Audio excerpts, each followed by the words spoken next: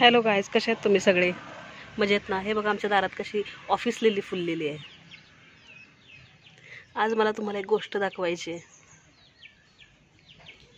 तुम्ही याला ओळखता का?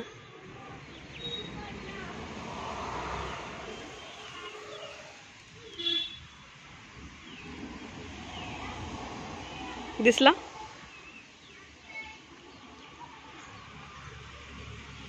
आम्ही ह्याला शिंगरा बोलायचो. आम्ही लहानपणी खूप पकडायचो. हे किती सुंदर आहे बघा. त्याला रोबोट पण म्हणतात. आम्ही रोबो पकडायचो.